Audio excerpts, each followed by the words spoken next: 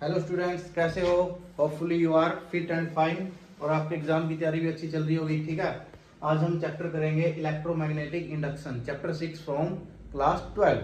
ठीक है, इसके कुछ 5 से टॉपिक करवाऊंगा, उन्हीं में से आएगा सब कुछ। ठीक है, ध्यान से करना और ज्यादा से ज्यादा इस वीडियो को शेयर करना। First of all, what do you mean by electromagnetic induction? ठीक है, the process of inducing electricity due to variation in magnetic field is called electromagnetic induction. मैं एक कोयल ले लेता हूँ, ठीक है, और उसके कोयल के दोनों एंड्स हैं वो गैल्वेनोमीटर पे लगा देता हूँ। ठीक है, और यहाँ पे एक चुंबक लेके आता हूँ। मान लीजिए ये मैग्नेट ले लिया मैंने, ये मैग्नेट यहाँ पे लेके आता हूँ और इसमें वेरिएशंस करता हूँ। इसमें अगर वेरिएशंस होंगी तो मोस्ट ऑफ द मैग्नेट होता है, जो स्ट्रेंथ होती है वो कहाँ पर होती है? At the end of the magnet. अगर मैं इसको यहाँ पे लेके आता हूँ और इससे दूर लेके जाता हूँ तो मैग्नेट लाइंस होती हैं, जो मैग्नेट स्ट्रेंथ होती है उसके ऊपर इफेक्ट पड़ेगा। जैसे जैसे मैं इसके पास लेके आता हूँ कोयल के पास, ये इससे दूर लेके जाता हूँ। ठीक है, उसी के रिस्पेक्ट में यहाँ पर आपकी इलेक्ट्रिसिटी जनरेट होती है and you can observe fluctuations in galvanometer. Galvanometer में आपको फ्लक्चुएशन देखने को मिलती है। तो सिंपली जब मैं एक मैग्नेटिक फील्ड को चेंज करता हूँ, वेरिएशंस करता हूँ उसके अंदर, तो उसकी जो वेरिएशंस का रिजल्ट है मुझे ईएमएफ की फॉर्म में देखने को मिलता है इन अ कोयल। ठीक है, थ्रू योर गैल्वेनोमीटर। इसके बाद आता है Faraday's law of electromagnetic induction. Faraday's ने 2 लॉ दिए थे। First law as it is same बोलता है कि जब हम मैग्नेटिक फील्ड के अंदर वेरिएशंस करते हैं किसके पास? एक कोयल के पास, तो कोयल के दोनों एंड्स पे क्या होता है? ईएमएफ जनरेट होती है। दैट्स इट, ये फर्स्ट लॉ था। सेकंड लॉ क्या कहता है कि if the rate of change of flux is smaller. ठीक है, first of all you can, मतलब आप देख सकते हो कि जो ईएमएफ जनरेट हो रही है ना कोयल्स के दोनों एंड्स पर, वो किसके ऊपर डिपेंड कर रही है? Depends directly proportional to the rate of change of flux. Directly proportional to the, most important है सेकंड। फर्स्ट तो ये बोलता है कि अगर हम कोई भी एक चेंजिंग मैग्नेटिक फील्ड एक कोयल के पास लेके आते हैं तो वहां पर ईएमएफ जनरेट हो रही है, इंड्यूस हो रही है। ठीक है, सेकंड लॉ ये कहता है इलेक्ट्रोमैग्नेटिक इंडक्शन का, एज पर फैराडे, कि जो ईएमएफ इंड्यूस होती है ना वो डायरेक्टली प्रोपोर्शनल भी होती है किसके? Rate of change of flux. Rate of change of flux most important है चीज, इसको आप लिख भी सकते हो। The EMF generated through two ends of a coil is directly proportional to the rate of change of flux। ठीक है, और इसको ऐसे भी लिख सकते हैं E is equal to minus N d phi by D T.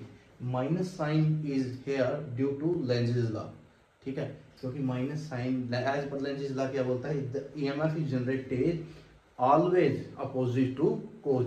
वो जिसकी वजह से भी जनरेट हो रही है ना ईएमएफ, वो हमेशा क्या करेगी? उसका अपोज करेगी। ठीक है, ये 2 बातें आपको लिखनी है एग्जाम में। अगर आ भी जाते हैं 3 नंबर का या 2 नंबर का ही आएगा, इससे ज्यादा आने के चांस है नहीं। इसको मेरे को लग रहे हैं जो, ना ही ये प्रीवियस ईयर एग्जाम में ऐसा दिया हुआ है। If rate of change of flux is faster, that one, अगर ये फास्टर है then EMF generated with high magnitude. जो ईएमएफ जनरेट होगी उसका अमाउंट क्या होगा? लार्ज होगा। ठीक है, if the rate of change of flux is slower, means जो रेट है वो कम है। ठीक है, then the amount of induced EMF is small. ठीक है, it is totally depend on the rate of change of flux. Next topic है हमारा मैग्नेटिक फ्लक्स। मैग्नेटिक फ्लक्स किसे बोलते हैं? The number of magnetic field lines in a certain area is known as flux, और उसको denote करते हैं हम फाई से। ठीक है, मेरे पास यहाँ पे 2 सैंपल है एरिया के, ये रहा और ये रहा। ठीक है, एरिया सेम है, नंबर ऑफ लाइंस अलग अलग है दोनों में। और यहाँ पर अगर हम देखते हैं, यहाँ पे लगभग 10 के आसपास लाइनें हैं। ठीक है, इसी सर्टेन एरिया में यहाँ पर मेरे पास सिर्फ 3 लाइन है। ठीक है, तो maximum number of magnetic lines in certain area is known as flux. तो जो फ्लक्स की अगर देखें हम, मैक्सिमम कहाँ पर है अमाउंट? यहाँ पर है, क्योंकि यहाँ पर उसी सर्टेन एरिया में ज्यादा से ज्यादा मैक्सिमम मैग्नेटिक लाइंस पास कर रही हैं। यहाँ पर कम कर रही है, यहाँ पर फ्लक्स की वैल्यू कम होगी, ठीक है। और फ्लक्स को हम किससे दिखा सकते हैं? फ्लक्स को दिखाने का सिंपल तरीका है, it is product of magnetic field and certain area, जो भी गिवन एरिया है V dot A, and that is B A cos theta. So अगर फ्लक्स की वैल्यू पूछी जाए तो फ्लक्स की वैल्यू क्या होता है हमारी? मिनिमम होती है कहाँ पर? व्हेन थीटा इक्वल टू हो 90 डिग्री, तो फ्लक्स की वैल्यू क्या होगी आपकी? 0। अगर थीटा की वैल्यू 90 डिग्री है तो फ्लक्स की वैल्यू रहेगी आपकी, 1 मार्क्स का क्वेश्चन है ये, टू द पॉइंट, याद करके जाना इसको। और अगर फाई की वैल्यू हमारी रहती है 0, then your flux is maximum, ठीक है। Theta is equal to 90 degree, कैट cos 90 0, so flux becomes 0, minimum value at theta is equal to 90 degree. When theta is 0 degree, then your flux becomes maximum. So flux की value maximum कब होती है? जब आपके theta की value कितनी होगी? 0 डिग्री, ठीक है। अब और अगर जैसे कि ये एरिया था, सर्टेन एरिया में इसकी वैल्यू फाई 1 थी, इसकी फाई 2 थी, ठीक है। अगर हमें टोटल फ्लक्स निकालना है तो टोटल फ्लक्स में हम इन छोटे छोटे एरिया के फ्लक्स को सिंपली ऐड कर सकते हैं। तो टोटल फ्लक्स आएगा मेरा, मैं सिंपली बोल सकता हूँ एक एरिया का फ्लक्स, सेकंड एरिया का flux and the an area flux, इनका सिंपल एडिशन है, ठीक है। सिंपल एडिशन के साथ हमारे पास ये फॉर्मूला है, ओके। ये याद कर लेना, मैग्नेटिक फ्लक्स का अगर 2 मार्क्स में भी आ गया तो आपको एज इट इज ये सब लिख के आना है, ठीक है। ये कंपैरिजन दिखाना था, ये भी दिखा सकते हो, लेकिन एक ये डेफिनेशन डिनोटेड बाय दिस, एक इसकी SI unit, it's SI unit is weber, ठीक है। इसको वेबर में मापते हैं, ठीक है।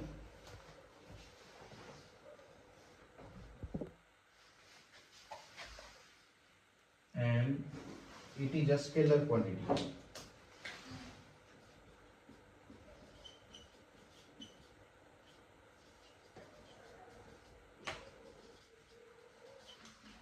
That's it.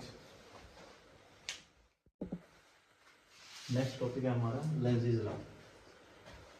पहले लेंज़ेज लॉ को समझो। इलेक्ट्रोमैग्नेटिक इंडक्शन की जो हमारी इक्वेशन थी वो क्या थी? E is equal to minus N d phi by D T, ठीक है।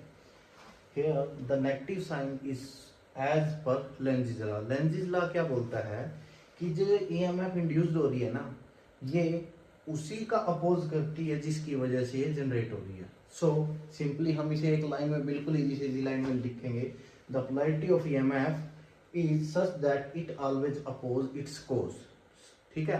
कोज मीन्स मैग्नेटिक फील्ड, ठीक है। सो नेक्स्ट बात आती है कि जो पोलैरिटी दिखाई जाती है ना कि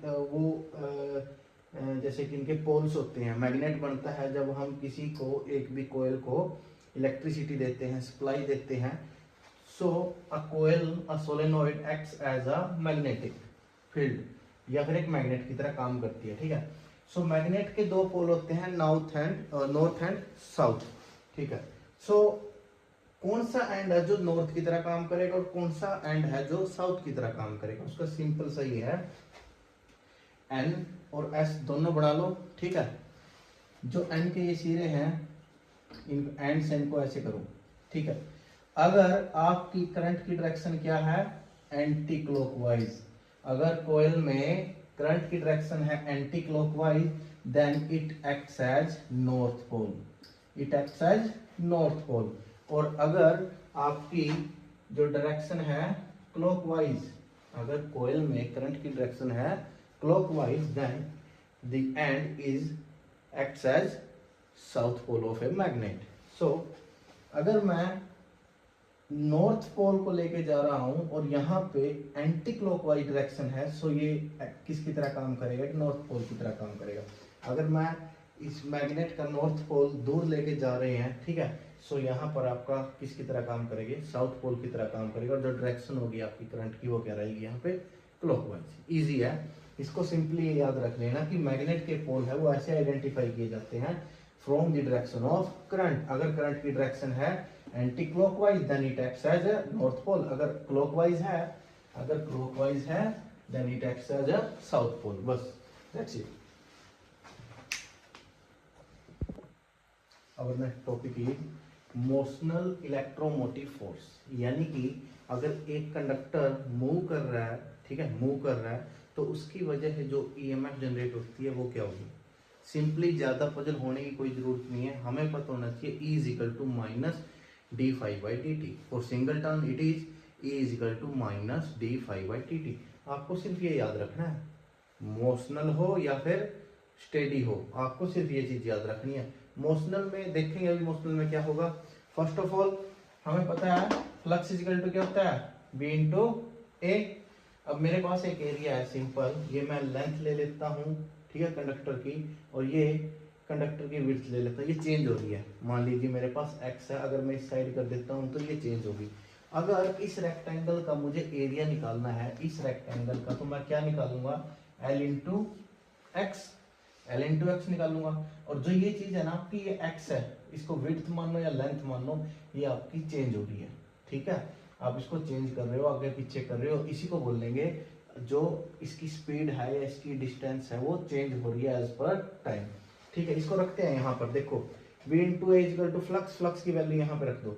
जैसे यहाँ पर रखेंगे फ्लक्स की वैल्यू क्या आएगी, एरिया की, एरिया इक्वल टू क्या होगा, B L X, L into X होगा ना एरिया, ठीक है। अब ये रखेंगे तो b और l बाहर ले लिया, सो क्या हो गया, dx by D T. dx by D T क्या है, जो ये लेंथ चेंज हो रही है इसमें वेरिएशंस कर रहे हैं ना, ठीक है। यहाँ पे कंडक्टर की डिस्टेंस, डिस्प्लेसमेंट चेंज हो रही है, और डिस्प्लेसमेंट इज इक्वल टू क्या हो जाएगा, v, and v has negative sign for this direction. Then हमारी ईएमएफ क्या बन जाएगी, बी एल वी। ये था कुछ नहीं, सिर्फ फ्लक्स था। Flux is equal to magnetic field and area, area की वैल्यू एल इंटू एक्स। जब ये रखेंगे यहाँ पर, so d by D t of X, और d by D t of X is equal to V, velocity. Velocity दिखाती है आपको, क्या दिखाती है, speed of conductor. Then it becomes क्या बन जाएगी अब ये, मोशनल इलेक्ट्रोमोटिव फोर्स। और हमें पता है इलेक्ट्रोमोटिव फोर्स इजिकल टू क्या होती है, rate of change of work per unit charge, rate of change of work per unit charge, यही होता है डब्ल्यू बाई क्यू। मैं अगर दोनों को इक्वेट कर देता हूं तो यहां से मेरा वर्क डन भी निकल जाएगा, तो ये निकल जाएगा हमारा work done. Work done is equal to क्या होगा, अगर इसको वर्क, ये भी हमारी ईएमएफ है, ये भी ईएमएफ, दोनों को इक्वेट कर दूं तो क्यू उधर चला गया, डब्ल्यू इक्वल टू आ जाएगा हमारा। इंपॉर्टेंट है, ये भी आ सकता है और ये भी आ सकता है, मोशनल इलेक्ट्रोमोटिव फोर्स। एक कोयल में से जो भी फ्लक्स पैदा होता है ना, वो टोटली डायरेक्टली डिपेंड करता है किसके ऊपर, उस कोयल में जितनी भी करंट फ्लो कर रहा है, ठीक है। मेरे पास ये कोयल है, ठीक है, इस कोयल में से जो भी करंट फ्लो करेगा उसी के बेस पे इसमें फ्लक्स पैदा होगा। Flux directly depends on current flowing through the coil, so we can say that flux is directly proportional to I. I बोले तो current flowing through a coil. That is for a single turn. For n number of turns, it is n phi directly proportional to I. So here we can use a constant that is known as inductance L. ठीक है, so L ये n phi is equal to क्या हो गया, L I, और यहाँ से हम L की वैल्यू जब समराइज करते हैं तो L की वैल्यू आ जाएगी हमारी n phi by I. इसको ऐसे भी लिख सकते हैं n phi by I. Most important है ये, इसकी यूनिट क्या होती है, हेनरी। इट ऐसा यूनिट होती है इसकी हेनरी, और ये भी क्या है, हमारी एक स्केलर क्वांटिटी है। आप ये भी बोल सकते हो इसमें कि rate of change of flux is directly proportional to rate of change of current per unit time, both. Inductance are of two types, one is self inductance and another one is mutual inductance. Self inductance is for a single coil, ठीक है, single coil में जो effect होता है उसको बोलते हैं हम self inductance. And mutually interaction होती है दो इंडक्टेंस या दो कॉइल के बीच में, उसको बोलते हैं म्यूचुअल इंडक्टेंस, ठीक है। सो सेल्फ इंडक्टेंस के बारे में करते हैं पहले, ठीक है। Self inductance for single coil, कुछ भी नहीं है ये, हमें पता है फ्लक्स लीकेज क्या होता है, phi is directly proportional to I, so N phi is equal to L I. और जो एल है ना यहाँ पर कांस्टेंट ऑफ प्रोपोर्शनैलिटी, यही है हमारा सेल्फ इंडक्टेंस, ठीक है। Constant of proportionality is called self inductance of a coil, single coil, ठीक है। यहाँ तक अगर 2 मार्क्स में आता है, इससे आगे नहीं जाना आपको, ठीक है। उसके बाद अगर सेल्फ इंडक्टेंस आ जाता है आपका 3 मार्क्स 4 मार्क्स में, तब आगे देखिए क्या करता है। फिर हम इसको डिराइव करना कम्प्लीटली, आपको फिर एल की वैल्यू है ना, अगर 3 मार्क्स में आता है तो इस पोर्शन को छोड़ देना और आपको ये वाला पोर्शन करना है। सेल्फ इंडक्टेंस यहाँ तक हो गया, उसके बाद अगर 3 मार्क्स में है ये वाला पोर्शन छोड़ दो, ये किसके लिए है, induced EMF due to self inductance. फिर हमें ये करना, ये हम कर भी चुके हैं। जैसे ही E इक्वल टू क्या होता है, minus D phi by D t होता है, minus N d phi by D t. और हमें पता है कि N phi equal to L I, so ये भी होता है एक इंडक्टर के थ्रू, ये इंडक्टर है, कॉइल है, इसके वजह से यहाँ पर rate of change of current की वजह से जो ईएमएफ जनरेट होती है उसकी वैल्यू क्या रहती है, minus L D phi by D I by D T, ठीक है। सो ये है induced EMF due to self inductance. अगर ये पूछा जाएगा तो बोलना है सेल्फ इंडक्टेंस में, इससे ज्यादा कुछ नहीं पूछेगा कोई भी। फर्स्ट सेल्फ इंडक्टेंस की डेफिनेशन आएगी तो ये, अगर induced EMF due to self inductance पूछेगा तो ये, अगर पूछ लेता है सेल्फ इंडक्टेंस 3 मार्क्स में, तब ये पोर्शन आप नेग्लेक्ट कर सकते हो, अगर लिखना है तो लिख भी सकते हो, ठीक है। तो सेल्फ इंडक्टेंस ऑफ सोलेनॉइड, हमें एल की वैल्यू ये तो पता है ना, यहाँ से L is equal to N phi by I, और फ्लक्स की वैल्यू रख दो यहाँ पे। फ्लक्स की वैल्यू क्या होती है, बी ए, फ्लक्स की वैल्यू होती है बी ए, और बी की वैल्यू हमें पता है mu not an I by L. जो मैग्नेटिक फील्ड होती है उसको ऐसे भी दिखा सकते हैं, mu not an I by L, और ये वैल्यू उठाओ और यहाँ रख दो, और यहाँ से आपकी वैल्यू आ जाएगी mu not an square A by L, और इसकी यूनिट क्या रहेगी, इसकी भी यूनिट रहेगी हेनरी। सो अगर 1 मार्क्स में कभी ये पूछ लिया आपको वैल्यू ऑफ या यूनिट ऑफ म्यू नॉट या फिर वैल्यू ऑफ म्यू नॉट, इसकी वैल्यू कितनी होती है 4 pi into 10 raised to power minus 7, और इसकी यूनिट होती है हेनरी पर मीटर। ये था हमारा सेल्फ इंडक्टेंस, ठीक है। सो अब हम करते हैं म्यूचुअल इंडक्टेंस। देखो म्यूचुअल इंडक्टेंस क्या है कि देखो ये है मेरे पास, मैं 2 सोलेनॉइड ले लेता हूँ यहाँ पे, L1 एंड L2, ठीक है, S1 और S2। ये इसका इंडक्टेंस क्या है, S1 का L1 है और S2 का इंडक्टेंस है L2। ये इनके सेल्फ इंडक्टेंस है। इस कॉइल का खुद का जो इंडक्टेंस है वो L1 है, इसका जो खुद का इंडक्टेंस है वो L2 है। अब ये बना तो मैग्नेटिक फील्ड रहा है, अगर इसके आसपास हम दूसरी कॉइल भी रख देते हैं ना, तो इसके मैग्नेटिक फील्ड का इफेक्ट इसके ऊपर 101% जरूर आएगा, और इसके मैग्नेटिक फील्ड का इफेक्ट इसके ऊपर 101% आएगा, ठीक है। तो जो ये इफेक्ट आ रहा है ना, इसका इफेक्ट इसके ऊपर, इसका इफेक्ट इसके ऊपर, ये किसकी वजह से आ रहा है, म्यूचुअल इंडक्टेंस की वजह से। इन दोनों के बीच में जो इंडक्टेंस की इंटरेक्शन उसको बोलते हैं हम म्यूचुअल इंडक्टेंस, ठीक है। सिंपली करना कुछ नहीं है, फ्लक्स लिंकेज हमें पता है, ठीक है, phi directly proportional to I और N phi equal to L. जहां पे एल उसको रिप्लेस कर दो एम से, मैं लिख देता हूं N phi equal to M I, लिख सकते हैं।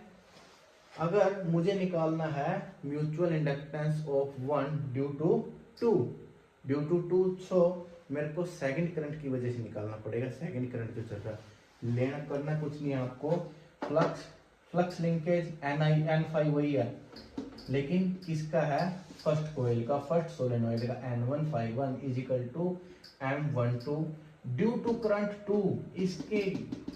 इसकी वजह से इसके ऊपर जो इफेक्ट पड़ रहा है वो निकालना है ना हमें, तो 2 करेंगे ना यहाँ पे करंट 2। सो यहाँ से M12 का वैल्यू क्या आएगा, N1 phi 1 divide by I2।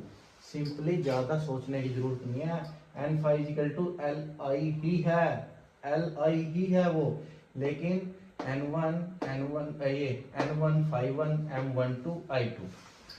Similarly effect mutual inductance of second due to 1 आएगा तो करंट 1 लेना है, ड्यू टू 1 आएगा तो करंट लेना हमें 1, ठीक है। और किसका निकालना है, हमें निकालना है इसका, ठीक है। सो क्या आएगा N2 phi2 is equal to M21 आएगा। अगर मैं बोल देता हूँ N1 एंड N2 आर अगर इक्वल है, सो इन दोनों को मैं इक्वेट भी कर सकता हूँ M12 is equal to M21। सो मेरे को 1212 लिखने की भी जरूरत नहीं है, मैं डायरेक्ट M भी लिख सकता हूँ यहाँ पे, ठीक है। नेक्स्ट क्या चीज है, मेरी L की वैल्यू क्या आई थी, अगर मैं L को ड्राइव किया था मैंने, L की वैल्यू मेरी आई थी mu naught N square A by L, ठीक है। A स्क्वायर एक ही कोयल के लिए था, वही सेम टर्म्स यहाँ पर म्यूचुअल है भाई, यहाँ पर इसका N1 आएगा और इसका N2, mu naught N1 N2 A by L।